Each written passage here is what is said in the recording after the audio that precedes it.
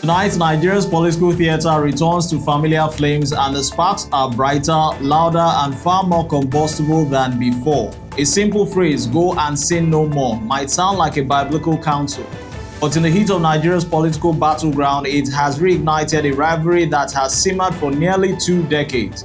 Yes, former President Olusegun Obasanjo and former Ekiti State Governor Ayo Fayose are back on a collision course. The feud that many thought had been buried under the dust, history has exploded again viciously, personal and unrestrained. Obasanjo fires a warning, Fayose fires back with a verbal missile, calling the statesman an irresponsible old man who should be in the zoo. Ladies and gentlemen, if you ever doubted that Nigerian politics has ever had an off-season, well, welcome to another episode of the old guard versus the unyielding rebel. But while the headlines scream personal drama, the political undercurrents run deeper and more dangerous because just as this verbal war heats up, another battle erupts at the very heart of the opposition party. Under heavy security amid tensions thick enough to slice, a Wike-led faction storms the PDP National Secretariat, taking control in a dramatic, almost cinematic takeover. Yet the political pushback is swift. A counterforce, Turaki, Makinde, Bala Mohammed, and other party heavyweights move decisively, their message clear, their target unmistakable. They chase Wike's faction out of the PDP Secretariat in broad daylight, and suddenly, the opposition's long-standing cracks have become earthquakes. Questions multiply. Who truly controls the PDP? And is the party tearing itself apart at the very moment it needs unity the most? Tonight on Viewpoint, we peel the back of the layers behind the headlines, the egos, the alliances, the ambitions, and most importantly, the silent numbers that tell deeper stories about power and control. Join us shortly. This is Viewpoint, and I'm your host, Odiawa AI.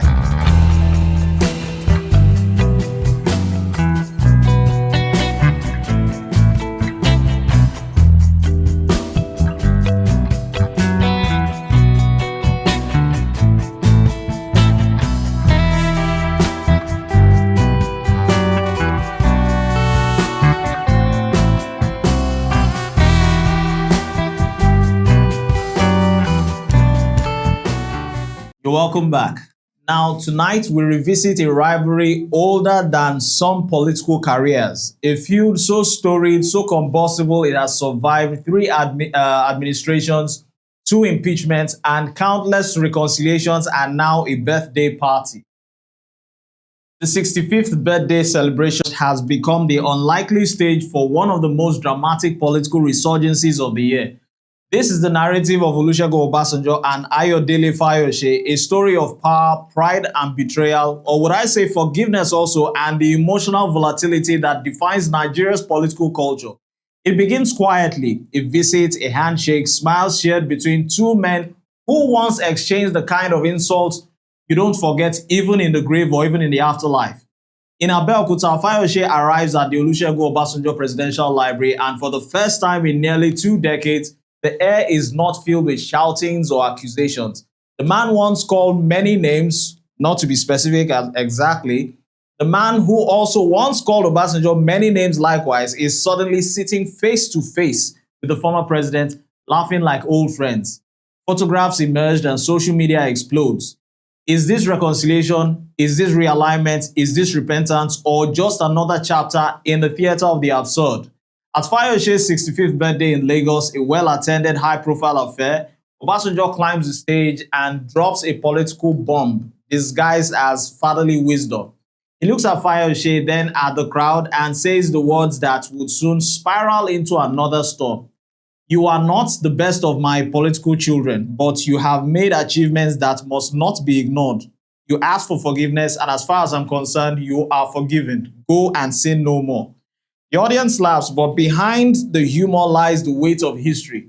Why? Because Obasanjo doesn't use words carelessly, especially not in front of the cameras while rolling.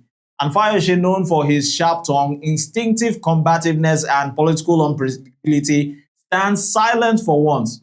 But silence from a man like Fayose is never peace. It is merely a pause. And in politics, a pause is just a breather before the next punch.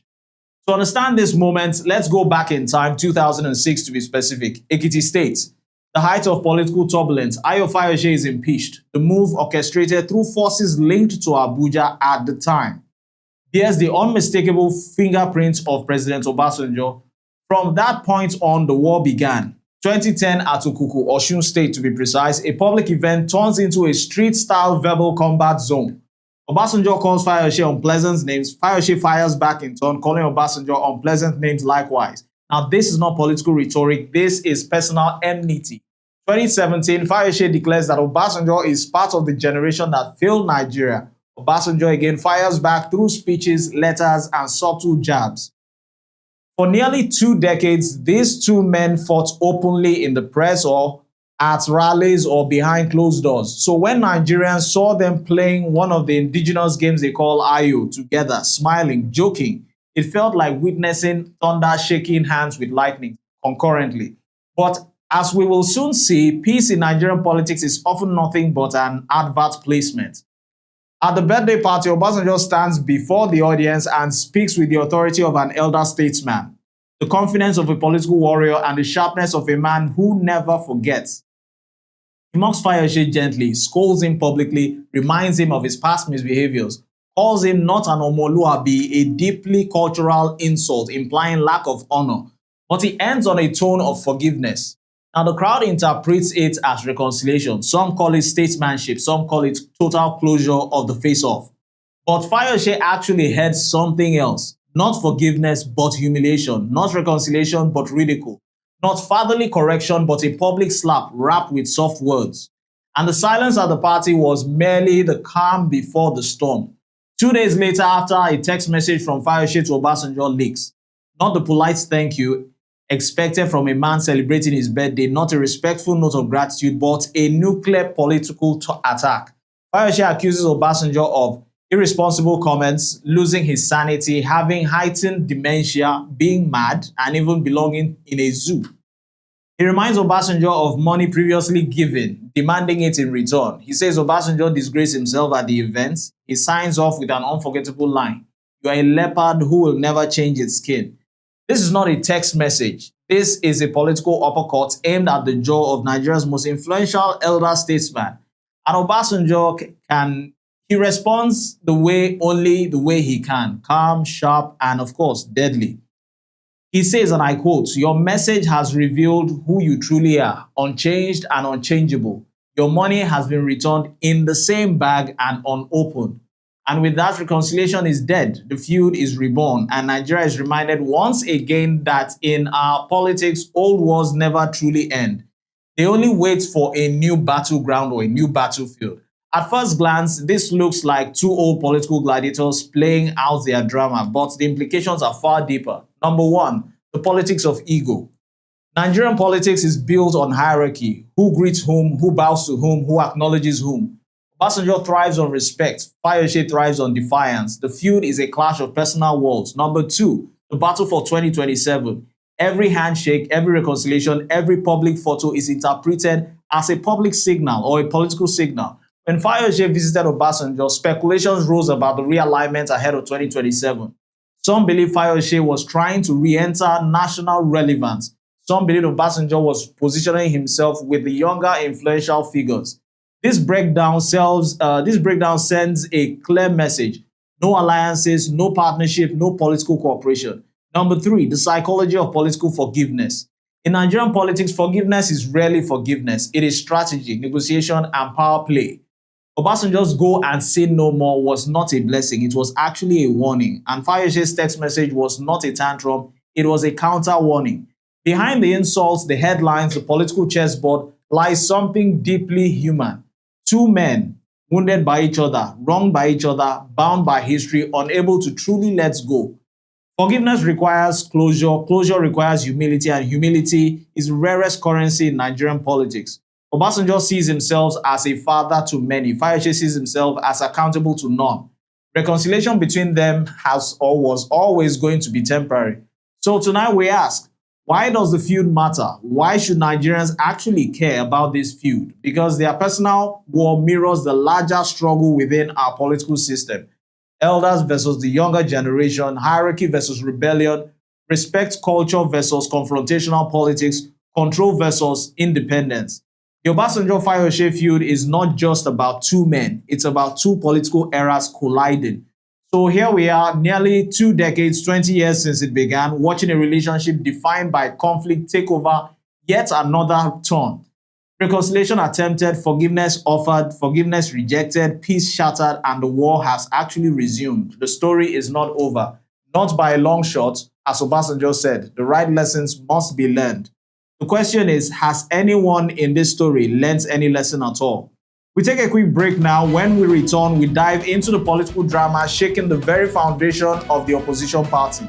A Wike-led faction storms the PDP National Secretariat under heavy security, and in a stunning counter move, Turaki, Makinde, Bala Mohammed, and other party heavyweights mobilize and chase the faction out, turning the Secretariat into the latest battleground for supremacy. What really happened? Who holds the power? And what do the numbers tell us about the future of the PDP? Stay with us. It's still Viewpoint.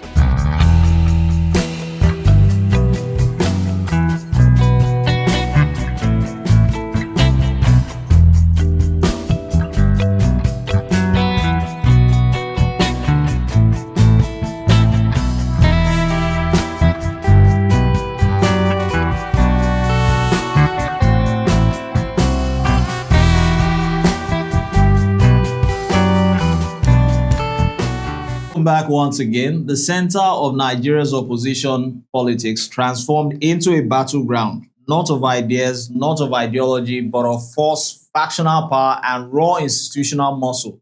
Wadata Plaza, the symbolic headquarters of the party that once ruled Nigeria for 16 straight years, became the scene of political siege. A Wike-led faction arriving with confidence and heavy security backing attempted to assert its authority over the PDP National Secretariat, Wadata, Abuja. And in the same breath, Turaki, Makinde, and Bala Mohammed, likewise other of their allies, stormed in, chased them out, and reclaimed the building. Now, this is not politics as usual. This is political warfare fought with factions, police barricades, and constitutional technicalities. It started early before the sun fully rose over Abuja. A faction loyal to FCT Minister Nyesom Wike moved on the PDP Secretariat. They came prepared. Armed security personnel, police, civil defense, the DSS, positioned at the entrances, at checkpoints, and even around adjoining streets. A show of force, a message: we are in charge. An Abdulrahman Mohammed-led faction of the NWC summoned emergency national executive and board of trustees meetings for 11 a.m. and 2 p.m. The Turaki-led NWC National Working Committee, born from the controversial Ibadan Convention, also scheduled their own inaugural meetings for the same day, same building. Two factions, one building, one legitimate crisis. And only one could actually win. Inside the premises, the Wike-backed National Secretary Samuel Anyanwu had already arrived. Accreditation for their own NEC meeting was in progress. Everything was set for a parallel declaration of authority. Then came the sound outside: no Turaki, Turaki must go. The PDP headquarters had become both a fortress and a carnival of conflicts, and all of this was only the beginning. This is not a simple clash of personalities. This is a clash of over control of NWC offices, control of delegates, control of the PDP structure, control of the 2027 ticket, or at least its negotiation value. The numbers matter because political power is arithmetic. 103 NEC members expected for the meeting, 17 states alleged represented at the Ibadan Convention, 2/3 delegates constitutionally required for any valid convention, totally zero. The number of letters Anyanwu says he sent to INEC, authorizing that convention and arguably one faction, too many, are trying to run a single party. Now, this isn't just a disagreement, this is a structural collapse on the way. Anyanwu insists there was no convention, no INEC letter. Those people at Ibadan were roadside recruits wearing PDP uniforms. That statement alone speaks to the depth of the crisis. Around mid-morning, the tide turned. Reports say Governor Seyi Makinde and Bala Mohammed, together with the new national chairman, Turaki, arrived at Wadata Plaza, not to negotiate, not to appeal, but to reclaim. What followed has been described by eyewitnesses as a confrontation, a clash, not exactly physical combat, but direct, unfiltered political force. The Wike-led faction was pushed out, the building secured, and the Turaki team forced its way into the NEC hall. A symbolic move, the territorial declaration, the equivalent of planting the flag in a country, particularly after siege. For a party that should be preparing for 2027, Wadata Plaza now looks more like contested border town. Let's talk security. Armed personnel positioned everywhere, patrol vans lining the streets, barricades at strategic points to defend democracy, to defend the building, or to even defend one faction from another. Anyanwu insists the insecurity presence is routine perhaps, but the scale, the intensity, or the timing, it speaks of fear, a fear of invasion, fear of parallel authority, fear of losing the soul of a party already bleeding from its own internal wounds. On the legal front, it gets even more dramatic. Anyanwu says no convention took place. Turaki says he's duly elected. Wike's faction says they control the existing NWC. Makinde and Bala Mohammed say they stand with order, not chaos. This is a party where everyone claims legitimacy and where legitimacy itself is now a matter of who can physically occupy the secretariat. Now, let's take a step back and analyze deeper political layers. Wike versus the PDP. The Cold War becomes really hot. For months, Wike has walked a fine line in the APC administration, but claiming commitments to the PDP heritage.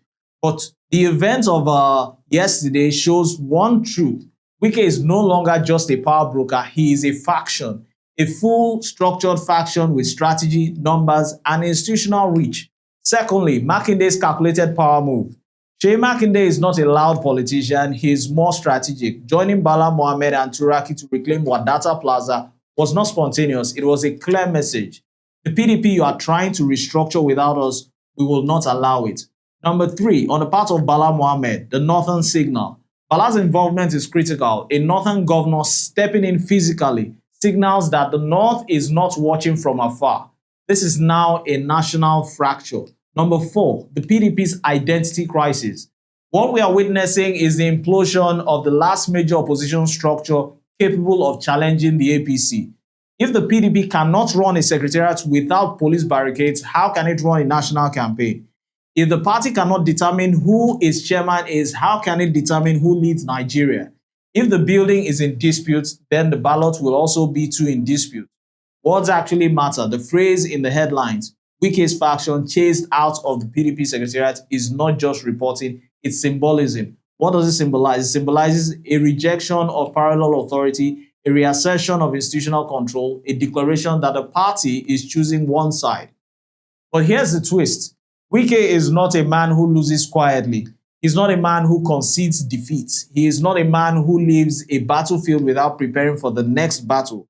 The story is not over. This is merely episode 1. The PDP final right is bleeding from within, from the top, and from its very foundation. A party divided cannot win an election. A party at war with itself also cannot challenge the ruling party. And a party fighting for its own building cannot fight for Nigeria's future. But perhaps the biggest lesson is this. When leadership is contested, when rules are ignored, when factions become kingdoms, democracy itself becomes a casualty. Wadata Plaza today is not just a building, it's a mirror of the PDP's soul. And so the pages turn, but the scripts remain familiar. Old rivalries rekindled, political tempers unleashed, and a party wrestling with its own shadow. From Obasanjo's go and sin no more to Fayose's blistering return fire, from Wike-led factions storming the PDP secretariat to Turaki, Makinde, Bala Mohammed, and others pushing back with equal force. Nigeria's political stage is once again proving that nothing is settled. As always here on Viewpoint, discovering perspectives and embracing dialogue, I remain your host, Wadata Plaza.